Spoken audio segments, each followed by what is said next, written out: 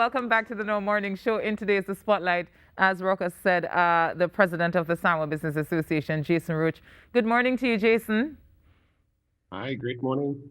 Thank you so much for joining us. So I saw some action there at the Joint Select Committee of, is it Finance and Legal Affairs? Yeah, well, Parliament, a joint select committee on SMEs and Right. and that. So just give us an update on that, because I understand that, of course, you know, there are still challenges. Maybe some gains have been made. Just give us an update as to what came out of the Joint Select Committee on SMEs. Well, nothing has come out of it as yet. The purpose of the committee was basically to facilitate ideas and feedback from the various chambers. And I'm assuming that at the end of it all, there's going to be a document that is going to come out to inform the government of policies and measures that they could take to lend assistance to that particular sector. So based on where you all are now, what are some of the challenges you think these SMEs have experienced as a result of the pandemic? Well, there are a lot of challenges. Obviously, the most obvious one is U.S. Availability for the businesses that import. Another challenge is accessing the grants that are actually related to COVID. One of the things that we have to understand in SMEs is that a significant percentage of them are in the informal sector, right? Meaning that they're not registered, they're vendors, even the small the private taxi for hire on the street, right? Trying to get some sort of relief from the income that you would have lost during the pandemic. There's a lot of difficulty in accessing the grants that are actually available. And as a business association, you know, we implore our members and affiliates to become formal, get a business registered, get a bank account, right? And whatever regulations that are necessary to get and access these grants. So half of the issue is not so much that, you know, there weren't ways in which the government could help, but that people were unable to access the help because they're in the informal economy. Yes, right. In many cases as well, in these small micro businesses, the owner is very involved in the business. And, you know, being preoccupied with the hassle of having to keep their business afloat. In many cases, if they would have employed persons before, now they would have had to send all these people and work in their business, the business for themselves. So they don't have the time to go through all the bureaucracy in terms of accessing the relief. It's unfortunate, but this is the reality that we live in now. Yeah, but Jason, let us be frank. I mean, realistically, you're asking a government for help, but you're not helping the government. So if you're not into the formal system, it means that your ability to pay taxes as you should probably don't exist. But then how do you want to benefit from what the government has to offer in that kind of way?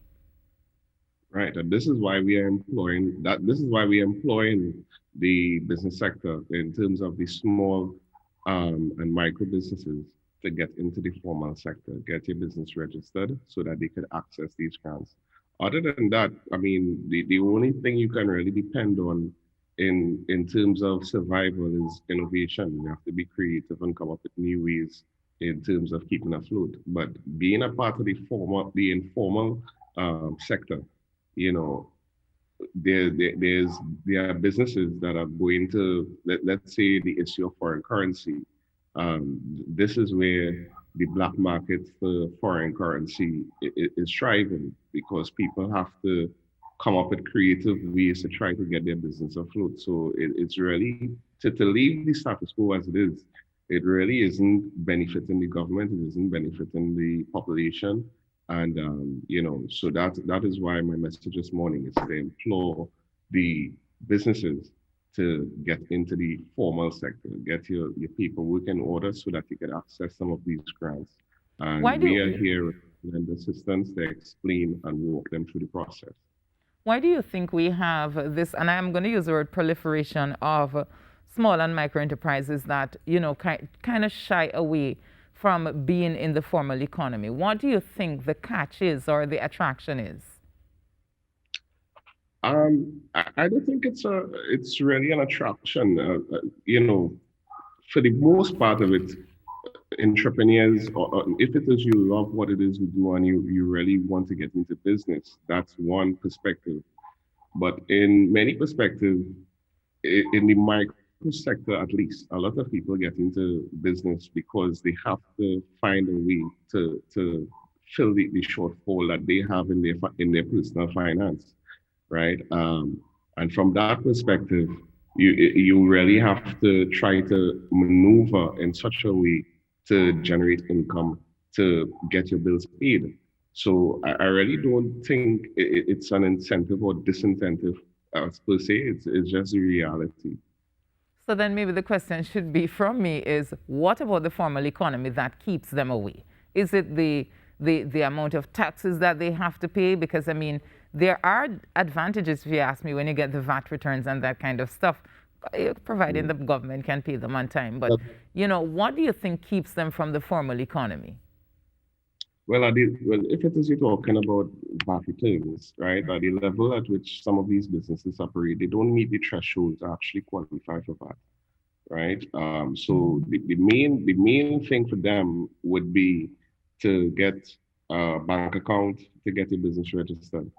But apart from that, there aren't any other real regulations that they have to meet.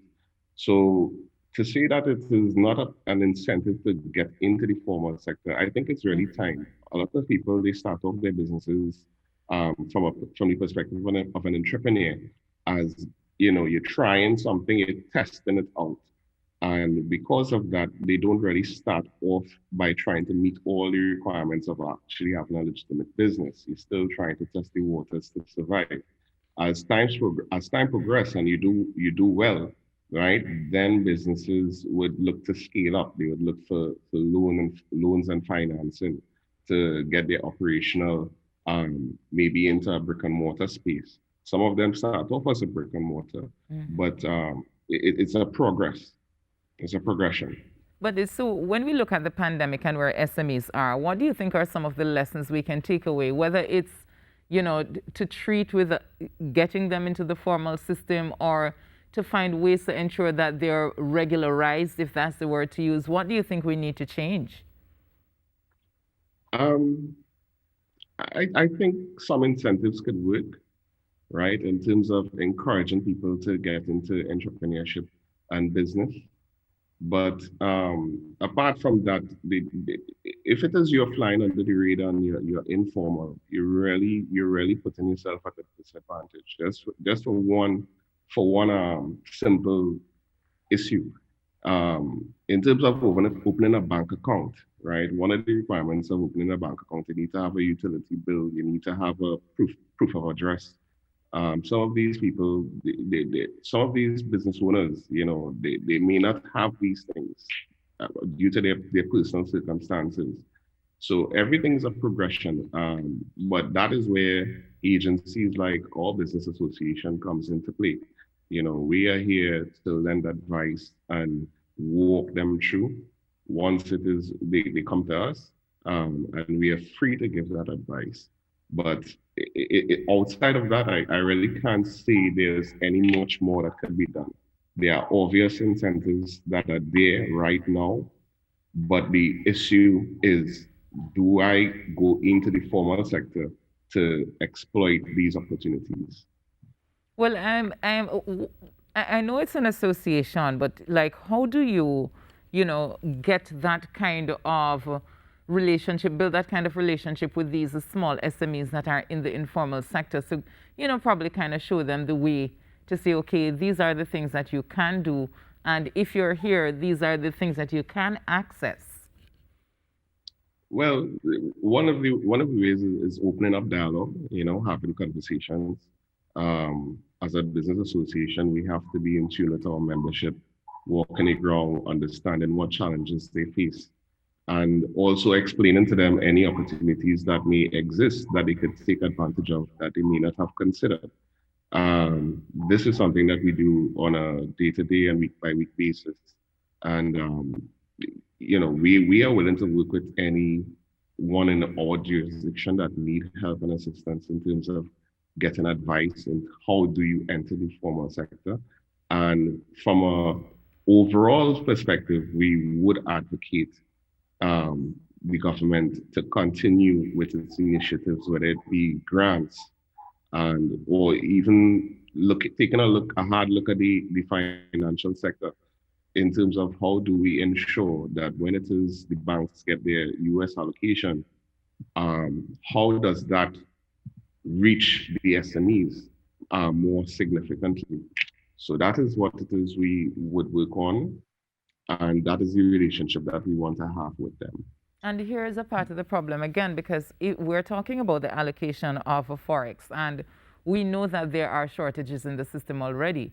How do you get to those SMEs who don't have bank accounts or who aren't in the formal system? So obviously there's a disconnect. How do we bridge that gap? Well, one of the recommendations that I would have made in the GSC is that to utilize institutions such as NIDCO that are there to give entrepreneurial support. I mean, I know traditionally they're not a financial institution, but maybe we could start articulating how do we use the government infrastructure to deliver service to reach out to these agencies, or even partner with the business association to get the resources to these agents, to these businesses. But all in all, it's a working situation, and we have to have dialogue so that we could come up with the correct solutions. And we're 2 years into the pandemic, and I know a lot of people, have lost their jobs. A lot of businesses, might be done. Can we say at this point, after the JC, how many SMEs have gone out of business as a result of the pandemic? Well, in our jurisdiction, at least our membership, 95, roughly 95%, a little over 95%, are SMEs. We have a lot of small business in our membership, right? Which we are very grateful for.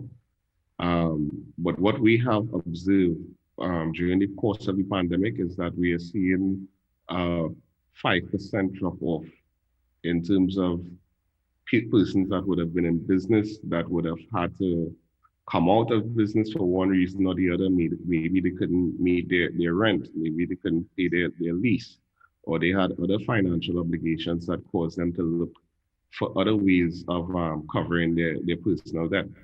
But it is significant, and I believe that a true indicator of any strong economy is a very vibrant SME sector. And how, And how can we continue, Jason, how can we continue to grow and improve the SME sector? well, growing and improving the SME sector, well, one of the things that we could look at is training access to information, encouraging the young people to get into entrepreneurship. But a big part of it has to do with the overarching economy. If the economy isn't performing and people don't have money to spend on the ground, right, then the opportunities for SMEs to exist dries up. Remember, these are small businesses that are not at the stage where they are doing significant exports and depending on external markets. They're dependent on the domestic market. So in terms of the money that is flowing with our citizenry, if that is not flowing, then it will be very hard times for those SMEs to survive. Okay.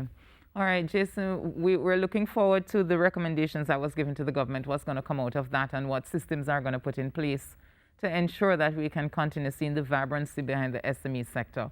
So thank you so much for speaking with us this morning. No problem. Thank you. You're most welcome. Jason Roach here talking to us, president of the San Juan Business Association. Well, let's see what comes out of that, JC. At least we know what recommendations were made and what are some of the challenges they're still having. But we go to a break and much more coming up on the show.